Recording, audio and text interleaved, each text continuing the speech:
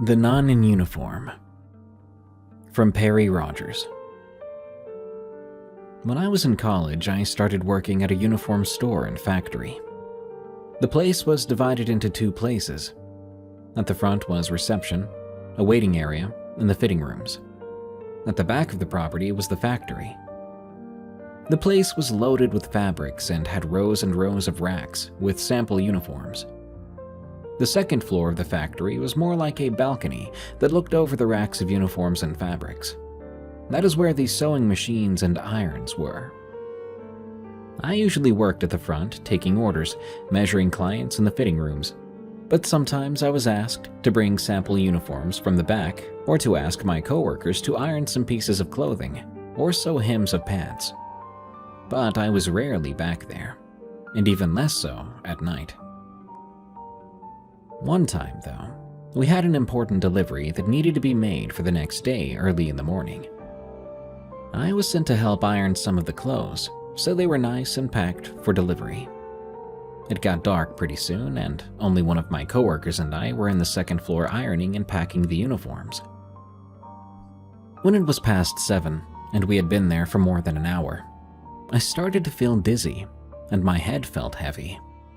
I thought I was just getting tired. I got up and started to walk across the floor, hoping that would help me feel better. When I'd made 2 circuits around the machines, I suddenly started to feel cold. I looked down from the balcony, thinking about getting a jacket from the racks.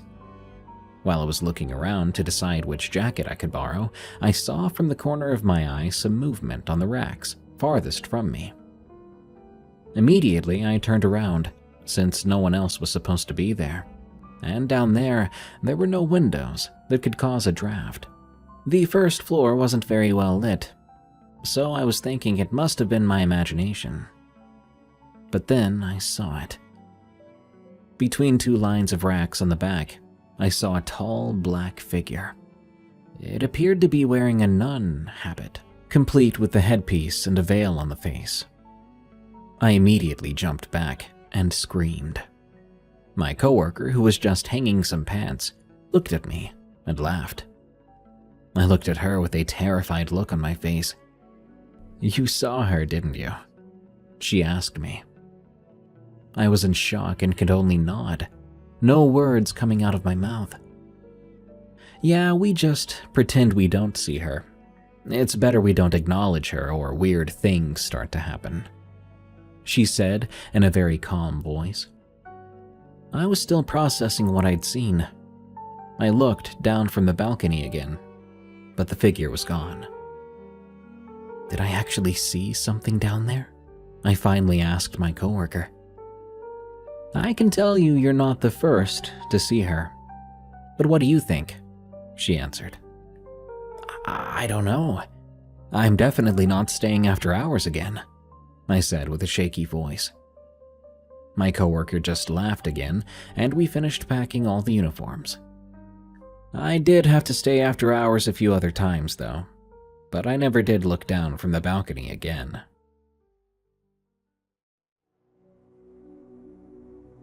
(1995) From Catastrophic.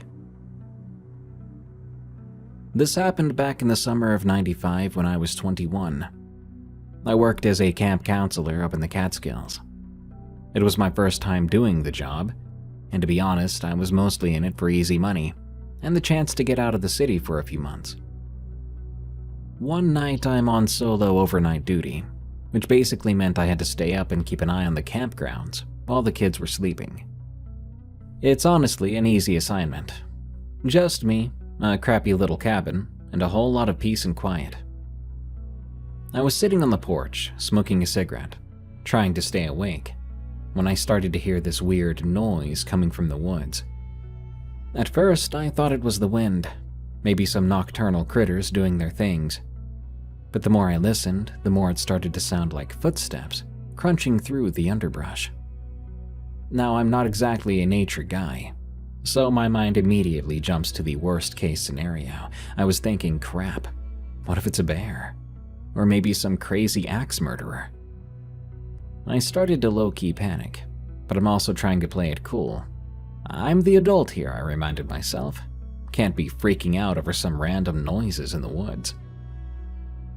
But then the footsteps started to get closer, and I swear I could hear this low, guttural breathing sound, like a growl. At that point, I was pretty much crapping myself, also frozen in place. I was sitting there, white-knuckling my cigarette, waiting to see what fresh heck is about to come bursting out of the tree line. And then I spot this pair of eyes, reflecting back eye shine, staring at me from the dark. They're these big and round eyes, almost floating in midair, like some kind of disembodied forest demon. I just about soiled myself right then and right there. Finally, I scrambled to my feet, ready to run back inside and barricade the freaking door, when the thing with the glowing eyes begins to move closer. And as it steps into the moonlight, I don't see a bear, nor an axe murderer, nor a demon. It's just a freaking deer. Just a totally normal, harmless deer, probably out looking for a midnight snack. But in my paranoid, sleep-deprived state, I'd managed to convince myself that I was about to star in my own personal horror film. I felt like an idiot. The deer just kind of stared at me for a minute, probably making fun of me in its head. Then it wandered off back into the woods, like nothing ever happened. Meanwhile, I'm standing there with my heart pounding out of my chest, feeling like the biggest wuss in the world. I didn't tell any of the other counselors about it the next day, because I didn't want to look like a total wuss. But I gotta say, that was hands down the scariest thing that's ever happened to me in the woods. And I wasn't even in any actual danger. Just goes to show you how your mind can play tricks on you when you're out in the middle of nowhere, I guess. That's my story. Not exactly a brush with Bigfoot or anything, but it sure as heck felt like it was about to be one. Definitely made me rethink the whole easy money thing. From then on, I was more than happy to let someone else take over the overnight watch.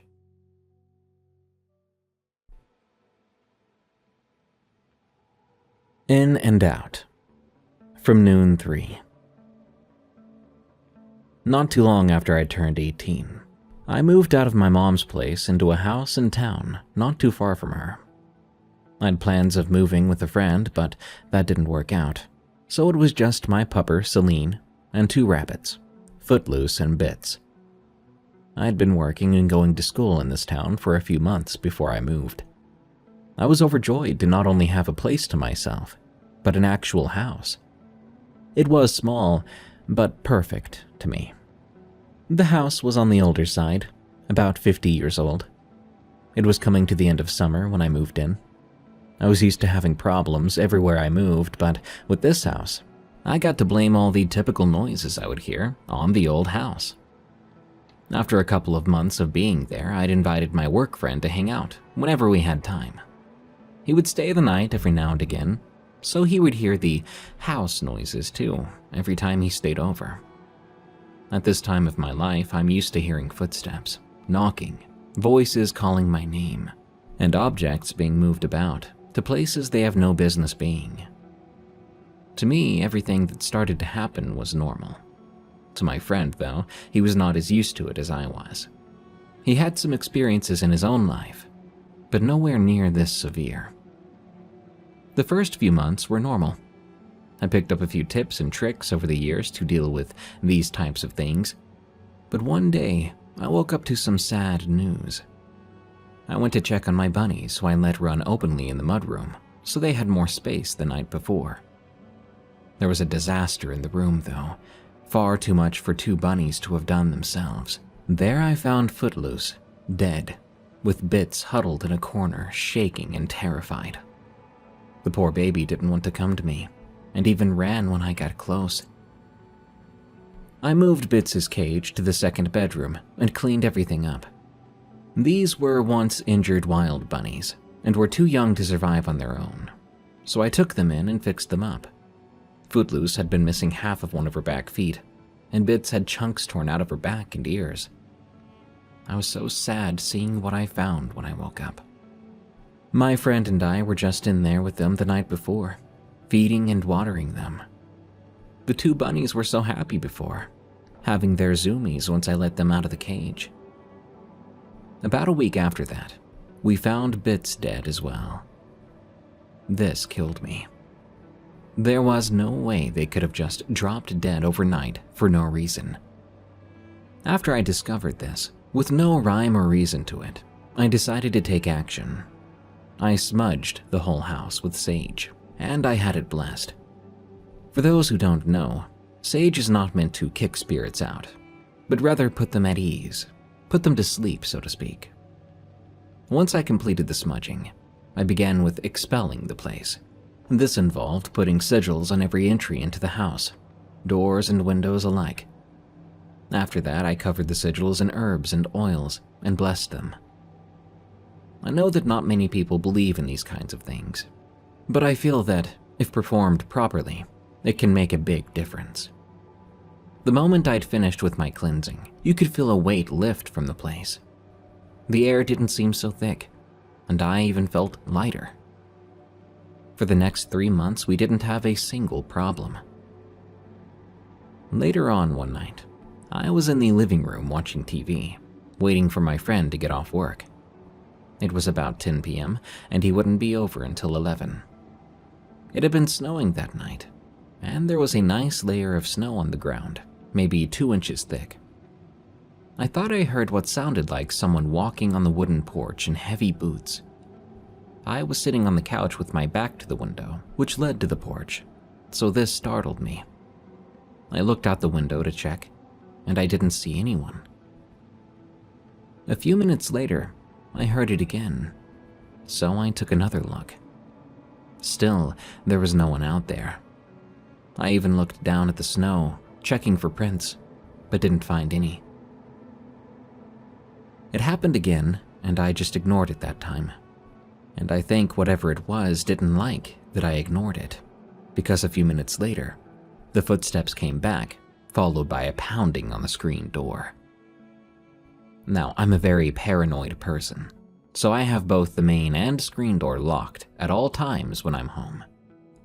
I looked out the window over to the door, and of course, saw nothing. The pounding happened again, but this time it was so hard, both doors began to shake. I went over to unlock the main door, keeping the screen one locked. No one was there, and there were no footprints on my lawn. My dog was out back, and I kept the back door open when she was out there, so I could hear her clearly, but I kept the screen shut. She's a husky, so she screams at me when she's ready to come in. This dog is the most mild-mannered husky you would ever find. She gets her zoomies and only speaks when she needs to. There's only one reason she would ever bark. That's if someone comes into her living space without me present. If I'm there, she'll stay between my legs, in front or behind me, but remain silent. After I'd locked the door back up, I heard Celine start to bark. I ran to the back and looked to see who was there. There was no one out there in the alley, nor in the yard next door. The top screen was missing from the back door, so once I was there, my dog would jump through that part to get to me without me having to open the door. So when I got there, she ran and jumped inside. I rushed to take off her line, to toss it back out the window, slamming the back door shut in the same motion and locking it. By this time, I hear the knocking on the front door again. When I go to look this time, I'm relieved. It's my friend. I quickly let him in, and I asked him if he saw anything weird outside. He replied no, and I went on with my night. About a week later, I was snuggled up with my dog, listening to some stories and about to fall asleep, when I heard a tap-tap-tapping coming from the window next to me. It made me jump. My first thought was that it was a branch tapping in the wind. Then it happened again, so that confirmed to me it was a tree, so I got snuggled back up. Oh, how wrong I was when the tap-tap-tapping came again, but this time at a completely different window, and slightly louder than before. My dog then took note of it as well, so I knew I had to stay alert. Slowly but surely, The tapping moved throughout all the windows, getting louder and louder each time. It completely circled the house before it just stopped, and everything went silent. It took me longer to fall asleep that night, but I eventually did. My friend moved in a couple of days after that and soon became my boyfriend. When spring came around, we were home alone when some guy in a pickup truck just came up, asking if I needed anyone to do lawn care. I told him no and said thanks and that we took care of it. The grass hadn't even reached 2 inches yet, so it didn't need any work at the moment. I'd never seen that man, nor his truck, in my neighborhood before, so I made a point of remembering what they looked like. I went and told my boyfriend what happened, describing the truck to him. He had never seen it either. About a week and a half later, I was outside playing with my dog when the same truck pulled up across the street. I kept it in sight, but acted as if I was too focused on the dog. The man sat in his truck for a few minutes before getting out and walking over to me.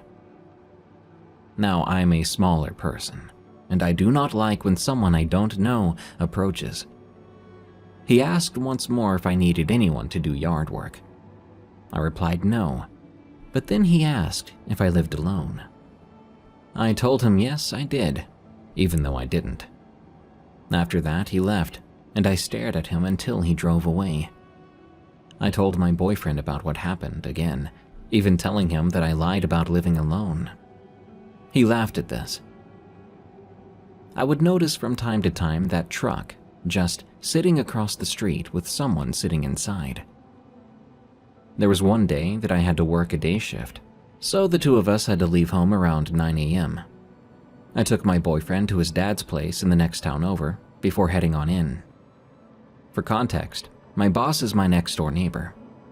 He came in about an hour after I did. He asked if my boyfriend was still at the house, and I said no.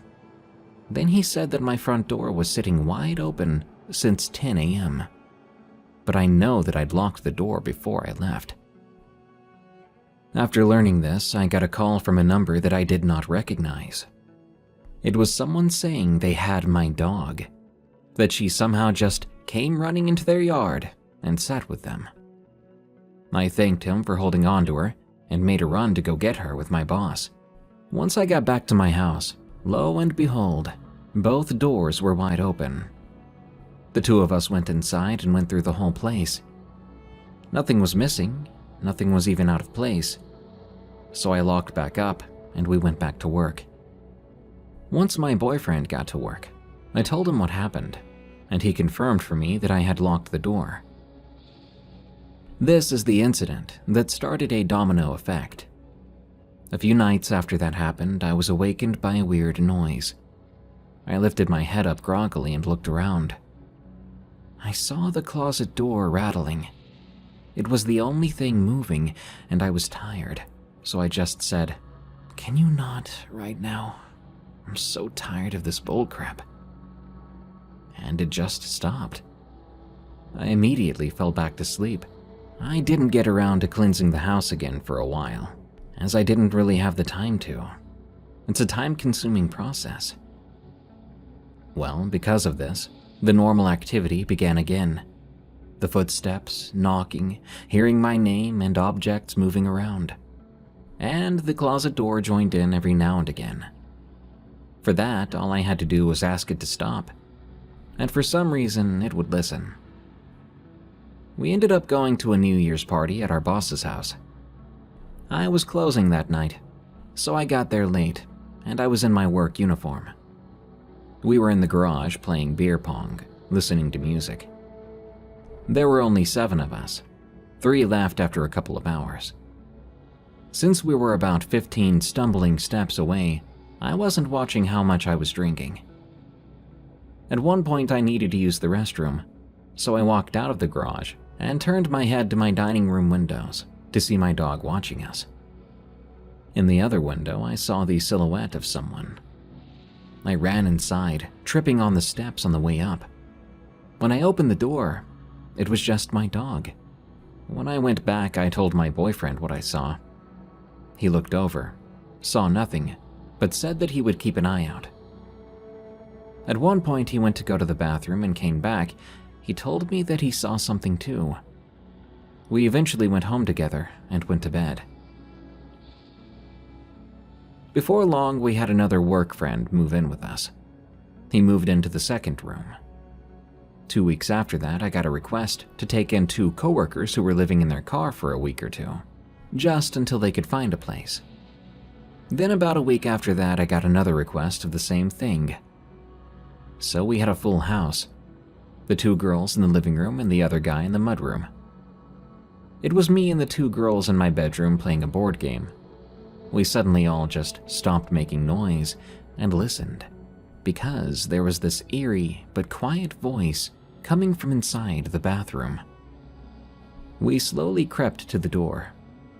It sounded like a little girl calling for the name Timmy or maybe Tommy. Just as suddenly as it started, it stopped. We opened up the bathroom door, but there was no one in the bathroom. We looked at each other, then hesitantly went back to our game. Maybe 2 weeks after this, my boyfriend and I were sitting in the room watching anime and eating lunch. I was trying to share my food with my pupper, but she wouldn't come close enough to get it. I knew she really wanted it. She just wouldn't come grab it. I do spoil her, and I will normally either share my food or make her her own plate. She's an amazing dog, so she deserves it all. Seeing her act like that, I decided to record. I used Snapchat to film. Using it, I can put on a filter that makes it easier to see the unseen. I made a slow circle of the room. Once I got to the spot she refused to move to, my trash and table were there. I lingered in that area for a moment. I was just about to end the video when the outline of a face popped into view. I left it at that. We both figured it was how I'd picked up the trash there. We then talked about how Celine was reacting to that spot. When we said her name, the face looked towards the door, where Celine then shows up a few seconds later. Not too long after that, we moved out of that house. This will bring you to the present, what is currently happening and what had happened over the past couple of years. After we moved out of our last house, my boyfriend and I, together for 2 years at the time, moved in with his dad, as well as our pupper Celine. His dad is a disabled veteran living in a big house on his own. For both financial and personal reasons, we moved in the next town over. It's a small town with 2 gas stations and a grocery store. Not much else other than this hotel. During the time, we also worked at a nursing facility. This will be relevant later. Now, his dad's basement was just as big as the upstairs area, mostly just an open area with 2 rooms down there. The rooms were connected, but a piece of plywood divided them. We took the smaller of the 2, as that was my boyfriend's bedroom before he moved out. It was mostly set up, so we put the spare items in the basement in the open space. The very first night we stayed, I had to get up and go to the bathroom. Now, I was already having trouble sleeping, as we just moved into the place. It was new to me, strange. I went upstairs to go to the bathroom at one point. As soon as I got to the kitchen, I saw a reflection of rotting feet standing in the doorway between the dining room and the kitchen. I thought, nope, and took the route through the gym room to the bathroom. When I got back, I saw nothing and went downstairs. The next morning, I told my boyfriend about it. He was curious, as he had never seen nor heard anything while living there before. Now, before this happened, I had come across at one point a Dybbuk box. Well, it wasn't a true Dybbuk box, but something like one. It was said to contain a spirit, and followed similar rules to a Dybbuk box. If you don't know, a Dybbuk box comes from Judaism. It is created to hold an evil spirit, or a demon, commonly referred to as a Dybbuk in that culture. I knew from when I obtained it, the first thing I needed to do was find out what kind of spirit was inside. Because of this, I never allowed the box to set foot in the house to prevent anything from attaching itself. However, that did not stop it from coming inside, apparently, because I believe that is what I saw on the first night I was there, those rotting feet. Once I came to this conclusion, I expelled anything that could be in the house for the time being. After the first 2 weeks of us being there, one of our old roommates could not find a place to stay, so he moved in for a few weeks until he could secure housing. This was an uneventful few weeks, not hearing nor seeing anything. Then the day he left, he was going through things, making sure to take his items only. And then he came across the box and brought it inside. He wanted to see if it was ours. I was surprised and a bit angry. I wanted to go off on him as to what he had done. Starting the next day is when activity began again. I started getting the feeling of being watched. Even when I was home alone, I felt eyes on me at all times. His dad decided to go to the gathering of the Juggalos. It was a few states over, so he was gone for an entire month. My boyfriend and I had alternating days off, as we were the only two in our department at the time. During this time, I thought I was going insane. Anytime I was home alone, I would hear someone walking around upstairs. I'm paranoid, so I would go and sweep the upstairs for someone every time I heard it. I finally asked my boyfriend if he had any problems while he was home alone, and he said he hadn't heard a thing. His dad finally got back, and I could blame all the footsteps on him walking around the house, so I never classified anything other than what I saw the first night as truly paranormal. Though I was used to it happening my entire life, I always searched for some doubt. Now you should know we are treated like the Munsters, the three of us. We got the old rundown place at the end of the block, always clad in black, and the townspeople avoid us at all costs. We were also apparently the only house that would decorate for spooky time. The other houses would decorate for every holiday but Halloween. We really stuck out like a sore thumb in that town. We don't have people coming door to door selling or pitching anything because of this. On a random summer day, I had my mom, little siblings, and her fiancé over. We were all gathered around the living room table, playing Cards Against Humanity, when there was a loud knock on the front door. It was so loud, every last one of us jumped. His dad got up and went to take a look, only to find no one there. We continued on with our game. Eventually, like my mom always does, she brought the conversation topic to the paranormal, and she started to rant. I did mention the things I heard there, and of course how the other two never noticed it. I just tell her it's all right. Maybe I'm just going crazy. But my mom gives me this look because she knows. Suddenly, the stove timer went off. This was an older stove with one of those dial timers. We never used it. His dad never even used it a single day he had lived there. But he did mention at one point he had a problem with it going off on its own.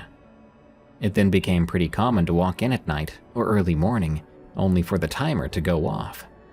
Something I found out after living there a few months. His dad would typically go to a city 2 hours away every Saturday night. He had taken a break from that during his 2-month-long trip. But he was starting to go out again, and we were invited to join. We told him no the first few times he asked, but eventually we relented and went with him one Saturday. Well, it turned out that most of his friends were rock stars and rappers. He went every week to their shows. After one night, we got back early in the morning. I noticed my dog was a little more anxious than normal. She does have separation anxiety, but this seemed a lot worse than that. She refused to move out of her kennel. We never locked her in there, it's her safe space, so the door is always kept open. No matter what I did, get her toys or treats, she did not want to move from her kennel. She acted as if she was in trouble, but looking through, there was nothing out of place, so there would be no reason for her to be in trouble. I went and sat in the kennel with her, and she laid her head on me, glancing around the basement as she did. After a few minutes, I got her to come and lay in bed with me. She kept her focus on the door even after I shut it. This is the only time I've ever seen her affected this way. She is a strong girl. If she's with me, she stays behind me or between my legs, allowing me to take action for things. But if she's alone, she takes charge of things. I like watching her goof off. so I'll spy on her through the windows when she's out and about. A couple of days after this, I was off work and just got back from taking my boyfriend to work. I let her outside and I was starting laundry. She was out there for a total of 10 minutes before I heard her start to bark. This dog only barks for one reason. Any other time, she just screams at us to get our attention. The joys of owning a husky. So it really threw me off to hear her bark like that. I ran outside, and there was no one there. She doesn't just bark at random people. She only barks if someone she does not know walks onto our property without one of us around. When I found her, she was staring into the garage, so I went and took a look inside. Still no one. I went ahead and rushed her back inside. She's a beautiful dog, so I'm always afraid of someone coming and taking her. About 2 weeks after that, my boyfriend's dad told me how he had the exact same thing happen to him. He put her out, heard her barking a few minutes later, and said he was confused since he had never heard her bark like that before. He thought that maybe another dog came for a visit. When he went out, he saw nothing there, so he just brought her back inside. Since then, we got a camera so we could watch her while she's out, but it's never happened again. And that catches you up for the last couple of years.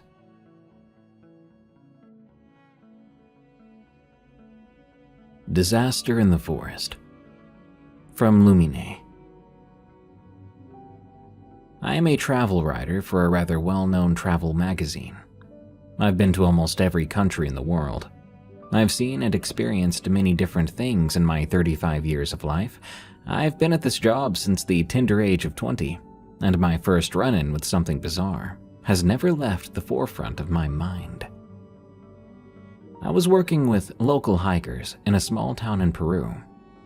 I was writing an article for the magazine about the small towns of Peru, and which ones were quite interesting and kind to travelers. I was visiting one that had beautiful hiking areas, and the locals there were all kind-hearted, but they tended to stay out of the forest. When I inquired as to why, they fell silent and had refused to answer me, but the fear in their eyes was obvious. I naturally assumed it had something to do with a predator, perhaps even a tribe of some sort that wasn't so friendly. Needless to say, the only guides I could get on these trails were people who were from a town 20 minutes away, and I had to pay a rather hefty fee. We set out around 2 o'clock in the afternoon after much talking and packing supplies, but even these guides seemed ill at ease. I noticed that the deeper we went into the forest, the darker and more dense it became. I was beginning to feel unnerved. The different sounds around me were so alien, but we eventually came to a part of the trail that was overtaken by weeds. The path just disappeared underneath a dense carpet of greenery. The air was humid, and we decided to take a small break. I looked at my watch as we rested. It was already 4. We'd been hiking for hours, and it had not seemed that long. We had camping materials with plans to settle in the forest overnight, but something nagging at my senses told me that might not be such a good idea. I was going to voice my concerns, but the guide had begun clearing his area, and so I naturally fell into the habit of helping out. Then off we went again. The guides seemed to calm down, but we were vigilant as we began the long trek through the forest, now without a path. I had no idea where we were and how we were going to get back to town, and it was then I realized how lost we truly were. If the guides were out of sight, or if they decided to abandon me, nobody would know, and I would never get out of here. We lit lanterns and continued into the night, stopping at 10 o'clock. We were exhausted by then, so we set up camp and ate some of the rations we brought with us, voicing stories to calm our nerves, and even drank some of the local beer, which was a lot stronger than I was used to. I'm almost ashamed to admit that I passed out around the campfire. The last thing I heard was the guides laughing at my expense. When I came to, it was still extremely dark, and the guides were in their tent, leaving me by the now dimmed fire. I was unnerved by how quiet the forest was. There wasn't even a sound, so I took out my notebook and began to write about my experience so far, plotting what to write in the article. I fed the fire a few branches until it was glowing cheerfully. The crackling of the fire and the sound of my pencil were the only noises then. I thought that was unusual, so I paused. My guides had not moved. I crept to their tent to try to rouse them, but realized they had gone quiet too. When I looked inside, they were gone. How long they'd been gone, I had no idea. I began to panic. All alone out here, no sense of direction. I took off with my headlamp, calling their names, calling out for anyone, with nothing more than the vague idea of where we'd come from. That was the worst idea. I would remain lost for a few days. I drank puddle water to keep me going, not sure how I never got sick. But I did manage to find the village again. I was dehydrated, starving, and exhausted, and I tried to desperately explain what happened. The locals only frowned, sitting me down and telling me of the evil spirits of the forest. But to me, I'd simply picked a terrible place to write an article about. The locals even begged me not to write about it. Going in those woods only upsets the spirits. I heard years later that the locals there banned tourists from the forest altogether after too many accidents. I was incredibly lucky myself to have made it out alive. Not sure how I really managed to stumble out of there and find the village again, but I am glad to be alive.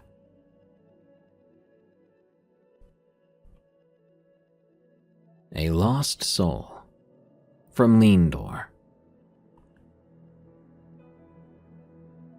Of all these strange encounters I've had, there's one that really takes the cake.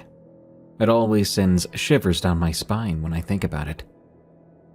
Sometimes I don't know if it was meant for me to see or not, but my family believes it was fate for me to encounter this. It was 2021. I'd landed a job at a fast food joint, KFC specifically. I loved working both day or night shift. Since I was new to the place, I of course had to undergo training, but thankfully it was paid. It took place at night when it wasn't so busy. I was happy even though I had to go home late. I never had to worry about transport either since I had my own car.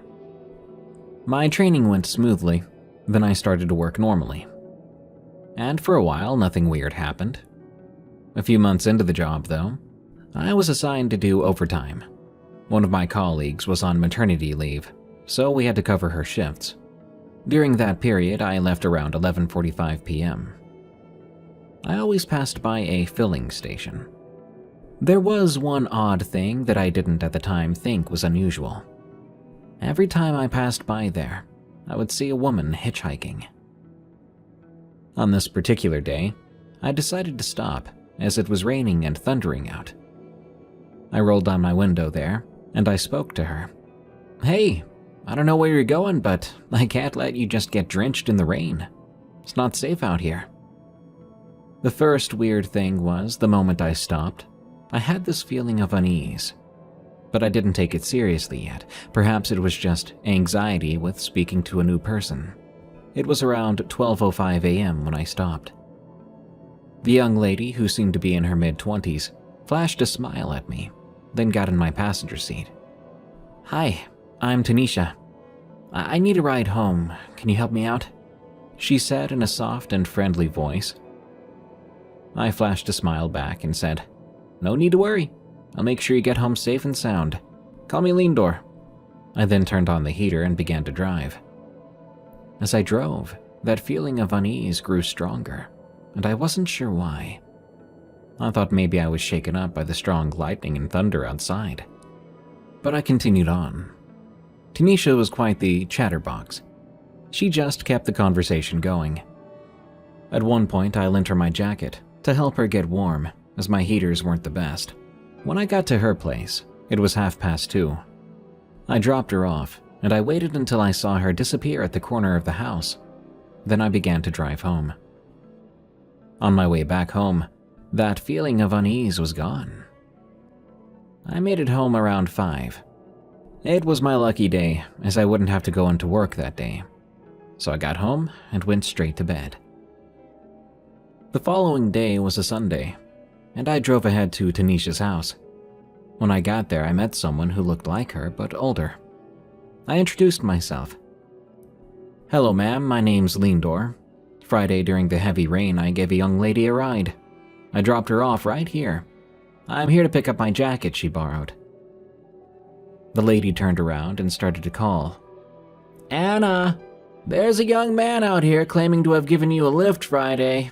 Wants his jacket back." Anna came out with a confused look in her eyes. She didn't bother greeting. She went straight to the point. "I don't know you, man. Are you sure you gave me a ride or some girl just played you?" I was a bit shocked for a moment, before coming back to my senses and saying, "Oh, sorry, it's not you. She looked like you, but a bit older. She said her name was Tanisha?" "What?" Both the mother and daughter asked at the same time. Then the mother started to sob. She then said, "Son, did you say Tanisha?" I nodded, but she kept quiet for a moment. Then she signaled Anna with her eyes, and Anna went back inside, then came back out with a photo album. They asked again if she was the one I gave a ride to, pointing her picture out to me. I said yes. The mother went silent for a minute, before saying, "Son, I don't know what you're playing at. Tanisha died in a hit-and-run accident about 2 years ago, coming back from work. But if you truly saw her, that's not good."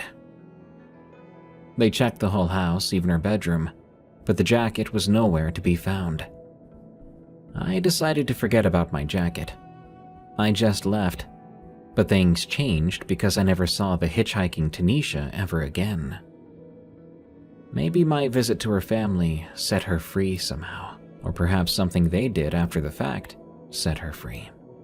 After all, there is a traditional ceremony performed if a person died on the road or at the hospital. It is believed that it helps guide that person's soul to the right place. Sometimes they are believed to linger around and disturb the living otherwise. A week later, I came into contact with her mother. She told me they found my jacket. It was neatly placed nearby a tree next to Tanisha's grave. They told me they did the ritual to set her spirit free that night. That made me realize that sometimes we come across people who just need help. Sometimes these people don't know they're no longer alive. To this day, I refrain from driving at night or working night shifts.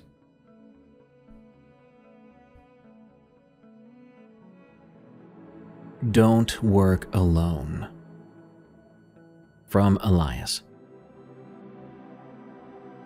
A year ago now, I'd worked as a camp director for an art camp located in the Blue Ridge area of North Carolina. We were open for 5 years, all summer long, and had several dozen students, many of whom were here every year. We had one of the best art programs in the area, and we had a waiting list of several dozen more potential students. We had students who learned watercolor painting, others who did sculpting, and even more who were into the most popular programs, online art and photography. I worked closely with the photography department, often taking over the classes when the teacher was gone for the day, either due to illness or complications with her pregnancy. I took these students around the woods fairly often, whenever they were in my charge. We would often spot flowers or animals in the woods, pausing with our cameras to snap a picture of the flora and fauna. I had a student in my very last class I had attended. As usual, we went to the all-too-familiar trail, but they were learning low-light photography, so we had to go in the early hours of the night. It was past curfew, but we had permission that evening. It was myself and 2 other counselors who led the night walk. We tried to be quiet so the animals wouldn't flee from us, and the students attempted and many succeeded in capturing absolutely gorgeous pictures of the night and the animals therein. One student, named Simon, captured something that halted us in our tracks. It was an image captured when he used his flash that we hadn't seen in the darkness otherwise. It was a picture of an old man, impossibly tall and pale, with a long beard that reached his chest.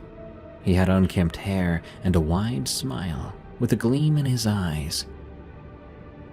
I didn't want to panic the students with the news of this intruder, so we hurriedly moved the students down the path, saying that it was getting too dark and we needed to return to camp. It wasn't long until we all picked up on the sounds of branches and leaves crunching and breaking behind us, a truly unnerving sound after what Simon had captured. We weren't sure who the person was or their intentions, but we knew they shouldn't be out here. Even worse, looking as deranged as he had, with his clothes torn, muddied, and the look in his eyes. Just on his looks alone, he was unnerving. We pushed the students a bit faster, with some of the younger ones panicking now, and the older ones nervously looking behind us as we all but ran down the path, making sure to keep an eye on everyone, not willing to let anyone stray. For a few nights after, we received word of break-ins with the camp, someone sneaking in and stealing supplies before leaving behind a dead bird or rodent in exchange. Our cameras did capture the man in question, and the police had been called multiple times before they eventually told us they couldn't find anyone after hours searching the woods, and it was probably, according to them, a homeless camper. One night in particular, we heard screaming from the woods behind Cabin 4, which had been at the farthest end of the camp. When the staff went to investigate, all we found was blood everywhere, and terrified children, with dead deer and doves plastered around the ground of the cabin. Many students went home after the incident, and unfortunately, the camp had to be closed down for safety's sake. Many parents demanded refunds, and the amount of press and negative lashback from the community kept the camp from opening again, and lawsuits ensured the camp owner never opened another one. I still have nightmares of that screaming, and the wild look in that man's eyes. I won't go back to that cabin. From Landman. I've got a rental property up in the mountains. This old run-down cabin, sitting on a few acres of dense forest. It's not the most popular of my rental properties, given the location and the general state of the place. But every now and then some city folks will rent it out for a rustic getaway. Well, a couple years back, I got a call from the latest guests. This young couple from the suburbs. They were in a total panic, saying there was something weird going on at the cabin, begging me to come check it out. I was thinking, great, probably just a busted pipe or a raccoon in the trash, but I agreed to drive up there and take a look. I got to the property, and right away I could tell something was off. The place was dead quiet, which is strange for those woods. Whenever I was out there, I had never not heard birds chirping and leaves rustling, those kinds of things. But this, it was just a total eerie silence. I go to knock on the door, but it swings wide open before I can even touch it. The couple is standing there, wide-eyed and shaking. Once they see me, they practically yank me inside. They then start babbling about hearing weird noises coming from the woods, seeing strange shadows moving between the trees, generally just saying very odd things. I'm trying to calm them down, telling them it's probably just wildlife, or their imaginations getting the better of them. But they weren't having it. They kept insisting that there was something out there, something watching the cabin. As anyone would, I think, I was starting to get a little bit freaked out myself. But I didn't want to show it. I told them I would go out to look around the property, to see if I could find anything out of place. I stepped out onto the back porch, and right away, the hairs on the back of my neck stood up. There's this weird heavy feeling out there, like the whole forest is holding its breath. I had to basically force myself to walk out into the yard, shining my flashlight into the trees. That's when I see it. I'll describe it as best I can, but believe me, it's gonna sound a bit crazy. There was this pale, vaguely human-shaped thing, darting between the trunks, moving far too fast to be a person. I saw it for just a few seconds, but it was enough to make my blood run cold. I freaking booked it back inside, slamming and locking the door behind me. The couple was huddled on the couch, looking at me expectantly, but I didn't even know what to say. I wasn't even sure I believed what I just saw, but I knew that I didn't want to stay in that cabin a second longer than I had to. Long story short, I ended up giving the couple a full refund, putting them up in a motel for the rest of their trip too. I've never been able to bring myself to go back to the cabin at night, and honestly, I'm not sure I ever will. I'd rather pay someone to do that, if it came down to it. I've owned and worked with a lot of properties over the years. I've dealt with my share of weird crap, believe me. But that night, at the cabin in those woods, that was something else entirely. Maybe it was just a trick of the light. Maybe it was my own fear getting the better of me. But all I know is that there's something deeply, fundamentally wrong with that place. Don't think I'll ever know what it was I saw.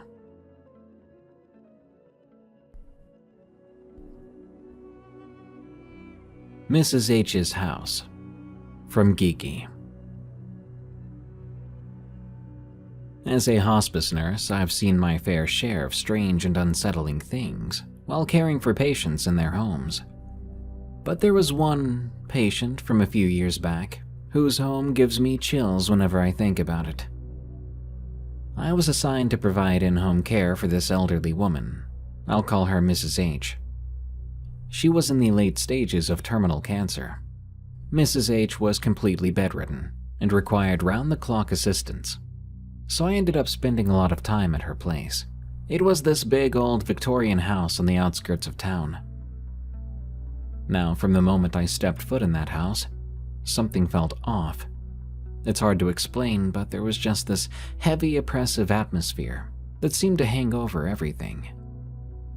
I tried to shake it off as just nerves or the natural sadness of the situation. But as the weeks went by, I couldn't deny that there was something genuinely eerie going on. It started with little things.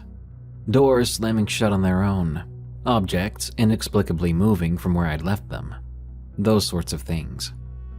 I'd mention it to Mrs. H, trying to laugh it off as the house settling, or my own forgetfulness. But she would always give me this knowing look, saying, "It's not the house, dear. It's them." But I didn't press her on who they were at first, figuring it was just the ramblings of a sick, elderly woman. But the longer I spent in that house, the more I began to feel like we weren't alone there. I'd be sitting with Mrs. H, reading to her or adjusting her medication, and I would swear I could feel someone watching us from the darkened corners of the room. It all came to a head one night when I was staying over to monitor Mrs. H's condition. I had just helped her to bed, and I was settling in for a long night of paperwork and hourly check-ins. The house was quiet, save for the creaking of the old floorboards and the occasional gust of wind rattling the windows. Around 2 a.m., I was startled out of a half-doze by the sound of footsteps coming from the attic above Mrs. H's room. Heavy, deliberate footsteps, like someone was pacing back and forth. I sat frozen, straining my ears against the silence, but the noise had stopped as suddenly as it began. I tried to convince myself it was just the house settling. But then it happened again. The unmistakable sound of footfalls, this time accompanied by a low, mournful moan that made the hairs on the back of my neck stand up. I leapt to my feet, heart pounding, and I rushed to check on Mrs. H. She was wide awake, her eyes wide and frightened in the dim glow of the bedside lamp. "Do you hear them?" she whispered, her voice trembling. "They're getting restless." I didn't know what to say. I couldn't very well tell my patient that yes, I was also hearing creepy noises in the night. I tried to soothe her, to tell her it was simply the wind or the old house making its sounds. But she grabbed my hand with a surprising amount of strength and fixed me with a piercing stare. "It's not the house," she said, her voice suddenly clear and steady. "It's the ones who died here, the ones who never left. They're angry I'm still holding on, that I haven't joined them yet." I felt a chill run down my spine at her words. I knew some of the history of the house. It had been in Mrs. H's family for generations, and there had been more than a few untimely deaths here over the years. But to hear her speak about it so plainly, to claim that the spirits of the dead were lurking in the shadows, waiting for her to pass on, I didn't want to believe it. I've always been a rational person, someone who looks for logical explanations before jumping to supernatural conclusions. But the longer I sat there in the dimness of Mrs. H's room, listening to the eerie groans and thuds echoing from the empty spaces of the house, the harder it was to deny that something otherworldly was at work. From that night on, the strange occurrences only intensified. I'd find myself locked into rooms that I swore I'd left open, hear whispering voices and snatches of long-forgotten arguments drifting through the vents.